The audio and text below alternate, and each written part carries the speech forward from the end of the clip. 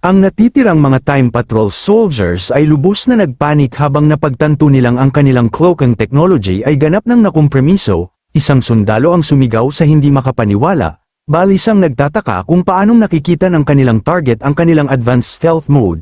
Samantala, kinumpirma ng internal AI ni Yuwon na si Nano na ang real-time augmented reality vision ay aktibo at kasalukuyang sinusubaybayan ang siyam na natitirang kaaway sa larangan ng digmaan. Nagpasalamat si Yuwon sa loob kay Nano para sa technical assist. Bagamat may kumpiyansa niyang sinabi na ang kanyang matalas na martial senses ay nagpapahintulot sa kanya na madaling masubaybayan ang kanilang eksaktong posisyon kahit na walang augmented reality. Nagmumura sa takot, binalaan ng isang sundalo ang kanyang squad na huwag tumayo lamang doon na parang mga pato. Balisa niyang inutusan silang patuloy na gumalaw at ang mga nakabaluti na patrolmen ay agad na nagsimulang tumakbo sa paligid ng napakabilis, nag-iiwan ng kumikinang na asul na mga bakas ng liwanag sa kanilang likuran. Mahinahong sinusubaybayan ang kanilang mabilis na paggalaw, napansin ni Yuwon na tila wala silang natutunang aktwal na martial arts. Gayunpaman, kinilala niya na ang napakalaking teknolohikal na kapangyarihan ng kanilang mga suit ay ginagawa silang mas mabilis kaysa sa karamihan ng mga Supreme Master ng kanyang panahon. Desperado na alisin ang napakalaking banta, isang commander ang nag-utos sa Squad 2 na paputukan ang heavy electromagnetic cannon kay Yuwon. Nag-alinlangan ang isang nasasakupan, nerbyosong itinuro na sa kabila ng mga baliw na pangyayari, ang kanilang target ay tao pa rin. Galit na itinuro ang imposing na martial na artista, mahigpit na pinuna ng commander ang pag-aalinlangan, hinihiling na malaman kung si Yuwon ay mukhang normal na tao sa kanila. Natahimik ng malupit na katotohanan, sumunod ang squad ng sabay-sabay habang inutusan ng commander ang lahat na maghanda na pumutok. Habang inihahanda ng mga sundalo ang napakalaking high-tech na sandata, nagsimula itong umugang at kumikinang sa matinding nagcha-charge na enerhiya. Sa loob, nangangatwiran ng commander sa marahas na hakbang, nangangatwiran na habang ang pagpapalihis ni Yuwon sa ultra-vibration rounds ay isang bagay, kahit isang nilalang na lampas sa kakayahan ng tao ay hindi maaaring hamarang ng isang purong energy beam. Sa isang huling mapagpasyang sigaw, inutusan ng commander na pumutok sila, naglunsad ng isang napakalaking nakakasilaw na sinag ng mapanirang electromagnetic energy ng diretso kay Yuwon. Ang napakalaking energy beam ay bumara ng diretso kay Yuwon, ngunit sa halip na sumangga sa kanya, ang mapanirang enerhiya ay ganap na yumuko sa paligid ng kanyang nakabukang kamay, walang pinsalang tumama sa lupa sa kanyang likuran. Pinapanood ang imposibleng gawa. Isang Time Patrol soldier ang nagsabi sa lubos na hindi makapaniwala na ito ay hindi maaari, napagtanto sa matinding takot na ang sinaunang martial na artista ay kahit papaano ay nag-distort ng espasyo mismo upang ibaluktot ang sinag. Habang pinagninilayan ni Yuwon ang kanyang defensive technique, kinilala ito bilang unification of power. Sinabi niya na natutunan niya ang tiyak na aplikasyon sa pamamagitan ng pagmamasid sa makasaysayang labanan sa pagitan ng Diyos ng digmaan at ng Diyos ng espada. Sa pamamagitan ng paggamit ng advanced na pamamaraan na ito, ipinaliwanag niya na maaari niyang pansamantalang i-distort ang espasyo at walang putol na ibaluktot ang liwanag.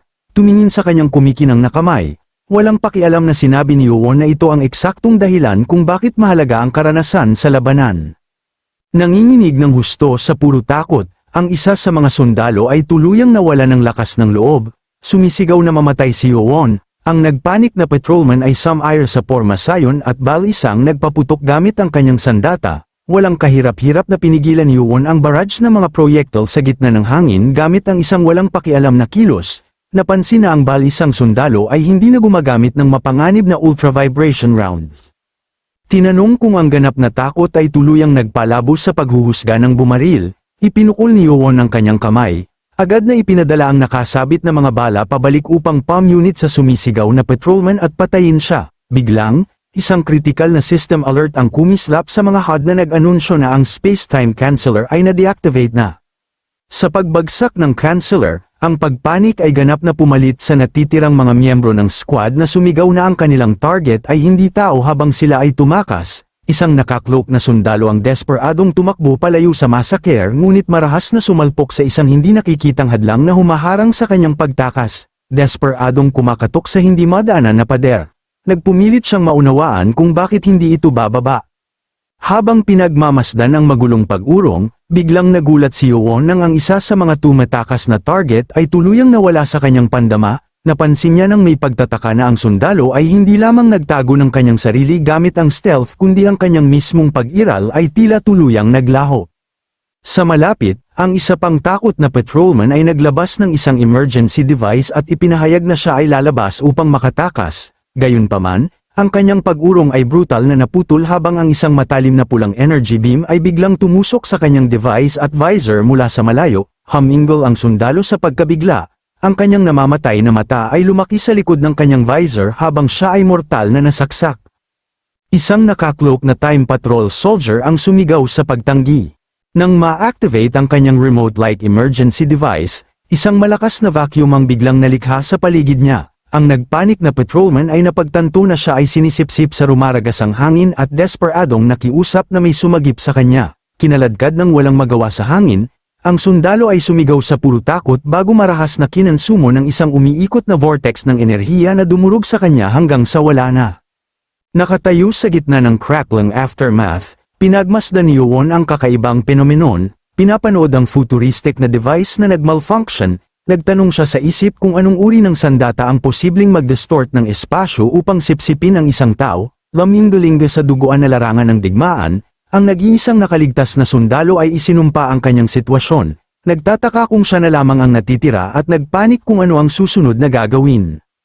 Kinikilala na kahit ang kanyang tactical suit stealth function ay ganap ng walang silbi, pinanood niya si Yuon na agad na sumugod ng napakabilis, napagtanto ang kanyang nalalapit na kamatayan, nagpa siya ang sundalo na may isa lamang marahas na paraan upang mabuhay. Nagulat si Myusong, sa sandaling inakala ng batang direktor na tapos na ang laban. Ang desperadong patrolman ay marahas na hinawakan siya mula sa likuran. Itinutok ang kanyang sandata ng diretso sa ulo ni Myusong, sumigaw ang sundalo kay Yuon na huwag gumalaw. Gamit si Myusong bilang human shield, nagbanta ang sundalo na gagawa ng butas sa ulo ng direktor kung si Yuon ay gumawa kahit ang pinakamaliit na galaw laban sa kanya. Pinilit ang martial na artista na ihinto ang kanyang pagsulong, inutusan siya ng patrolman na huwag gumalaw kahit isang daliri. Inihayag na nakita niya si Yuon na gumamit ng kanyang banayad na galaw ng kamay upang patayin ang iba pang mga opisyal. Labis na pinagpapawisan, binalaan ng sundalo na ang isang maliit na kibot ay magreresulta sa pagpatay kay Myusong. Gayunpaman, bago pa man magpatuloy ang tensyonadong standoff, biglang nagsimulang tumulo ang dugo mula sa ilalim ng armor ng sundalo. Humingle ang patrolman sa pagdurusa. Nagtataka kung ano ang biglaang sakit na ito bago hinawakan ang kanyang dibdib habang ang isang kumikinang na pulang enerhiya ay mabangis na tumusok sa kanyang puso. Parang may matalim na pisikal na pumupunit sa kanyang puso, ang sundalo ay bumagsak paatras, ang kanyang huling mga iniisip ay nakulong sa lubos na pagkalito kung paano siya mortal na sinaktan ng martial na artista nang siya ay malinaw na nakatayong perpektong tahimik. Ang mortal na nasugatang time patrol soldier ay mahinang nagmura habang siya ay bumagsak paatras. Binitawan ang kanyang pagkakahawak sa kanyang bihag. Malamig na ngumiti si Yuon, sinabi na kung ang patrolman ay labis na namimiss ang kanyang ina, dapat ay sinunod niya ang kanyang unang babala. Habang pinagmamasdan ang nakamamatay na resulta ng kanyang hindi nakikitang pag-atake, napansin ni Yuon nang may kasiyahan na ang pag-atake ay tumusok sa target ng perpekto. Sa loob, binuwag niya ang kanyang pamamaraan. Ipinaliwanag na dahil ang desperadong sundalo ay ganap na nakatuon sa kanyang pisikal na mga daliri, simpleng nag-channel si Yuon ng isang malakas na kalooban sa kaisipang tumusok sa puso ng lalaki, matagumpay na ipinakita ang hindi nasasalat na mind sword upang i-bypass ang kanyang mga depensa. Nakatayo sa tabi ng nahulog na patrolman, kinuha ni Yuon ang futuristic na baril at napansin na ang compact na device ay mas mabigat kaysa sa inaasahan niya. Namangha siya sa teknolohiya, nagtatanong kung ang maliit na sandata na ito ay tunay na gumawa ng isang pag-atake ng ganoong kalaking magnitude. Sa pagsusuri sa banta ng arsenal ng kaaway, hinuhusgahan ni Yuon na sa mga advanced na suit at future weaponry na ito, kahit ang peak level na mga martial na artista ay nasa malubhang panganib. Kinilala niya na kung kailanman ay bumaba ang kanilang bantay, kahit ang Supreme Masters na umabot sa Transformation Realm ay madaling mat-target at mapatay, lalo na kung sila ay tamaan ng nakamamatay na ultra-vibration rounds o energy beams. Sa layuning umangkop sa hinaharap na teknolohiya, nagpa siya si Yuon na ipa-analyze ni Nano ang baril upang maghanda ng epektibong countermeasure. Gayunpaman, habang hawak niya ang baril, bigla itong nagsimulang mag-beep ng mabilis at kumikinang sa isang mapanganib na liwanag. Ang sistema ni Nano ay agad na nagpatunog ng isang kritikal na babala. Pinilit si Yuon na ihulog ang sandata kaagad dahil sa napipintong panganib. Napagtanto na ang device ay mabilis na umiinit, mabilis na inihagis ni Yuon ang baril ng mataas sa kalangitan kung saan ito ay marahas na sumabog sa isang napakalaking nagniningas na pagsabog. Ilang segundo lamang ang lumipas. Bago pa man tumira ang magulong alikabok, biglang sumigaw si Musong sa matinding sakit. Desperadong hinawakan ang isang metal ikong collar device na nakakabit sa kanyang mga kamay. Sa napakabilis na reaksyon, agad na sumugod si Yuon sa tabi ng kanyang inapo at nagsagawa ng isang tumpak na formless slash. Malinis na pinutol ang kumikinang na device mula sa katawan ni Musong at itinapon ito sa damuhan. Sa sandaling lumapag ang device, marahas itong sumabog sa isang nakakapasong bola ng apoy, ganap na sinunog ang sarili nito. Humihingal ng mabigat para sa hangin, ipinahayag ni Musong ang kanyang taos-pusong pasasalamat sa kanyang ninuno sa pagliligtas sa kanya. Habang pinagmamasdan ang naglalagablab na pagkawasak, tinanong ni Yuon kung ang sabay-sabay na pagsabog ay sinadyang eye-trigger upang burahin ang ebidensya.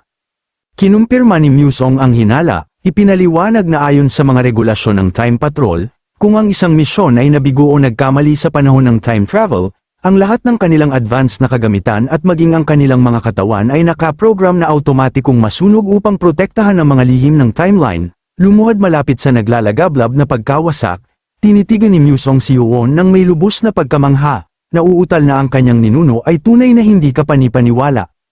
Sinabi niya na kahit ang kanyang sariling ama o ang pinuno ng kulto ng kanilang futuristic na panahon ay hindi nakapag-block ng ultravibration rounds o electromagnetic beams, sa loob, nangangatwiran siya sa kanyang lubos na hindi makapaniwala, binigyang diin na ang mga mapanirang armament na ito ay hindi idinisenyo upang labanan ng mga tao, kundi para sa anti-gate warfare at paglaban sa mga super-powered na individual.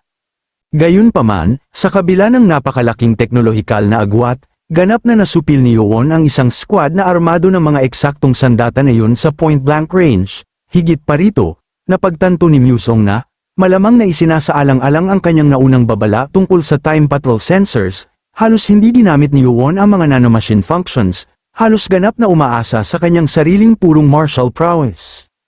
Ang batang direktor ay nagtatanong kung paano posible na ang martial abilities ng isang tao ay bumuti ng husto sa loob lamang ng 4 o 5 maikling taon. Naaalala ang isang maalamat na kwento tungkol sa Blade God, ang huling kilalang master ng sangkatauhan na umabot sa natural realm, na pumutok sa puso ng isang kaaway gamit ang mind sword nang hindi gumagalaw kahit isang daliri.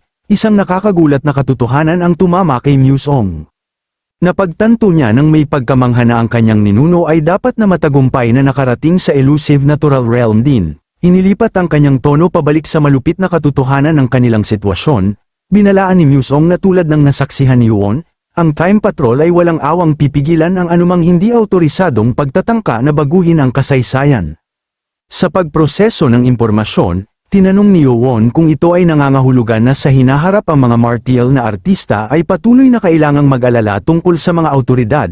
Kinumpirma ito ni Musong, ipinaliwanag na sa kanyang panahon walang individual o grupo ang nagtataglay ng kapangyarihang pabagsakin ng isang bansa. Tinutukoy ang mga mapanirang futuristic na armas na kanilang hinarap. Ipinaliwanag niya na ang kanyang panahon ay mass-produce ng mga ganitong armament. Tumawid ng kanyang mga braso nang may pag-iisip, kinilala ni Yuon na ito ay perpektong makatwiran, kung 10,000 ordinaryong sundalo ang armado ng kagamitang tulad nito, ang tradisyonal na martial arts world ng Miriam ay walang alinlangan na mawawasak. Magalang na yumuko, ipinahayag ni Musong ang kanyang taos-pusong pasasalamat sa kanyang ninuno sa pagliligtas ng kanyang buhay, ngunit malungkot na ipinaalala sa kanya na ang isa sa mga patrolmen ay nakatakas. Dahil sa tumakas na nakaligtas, ang Time Patrol ay malapit nang magpadala ng mga reinforcement na nilagyan ng mga armament na higit na nakahihigit at ganap na hindi maihahambing sa mga karaniwang patrol officers. Sa isang mabangis, may kumpiyansang tingin, tinanong ni Yuon kung ang kanyang inapo ay tunay na inaakala na siya ay natatakot sa kanila. Nerbyosong inamin ni Musong na habang kaya ni Yuon ang mga karaniwang tropa, ito ay isang ganap na naiibang kwento kung ang mga autoridad ay mag-deploy ng isang anti-gate unit. Biglang pinigilan ang kanyang sariling babala.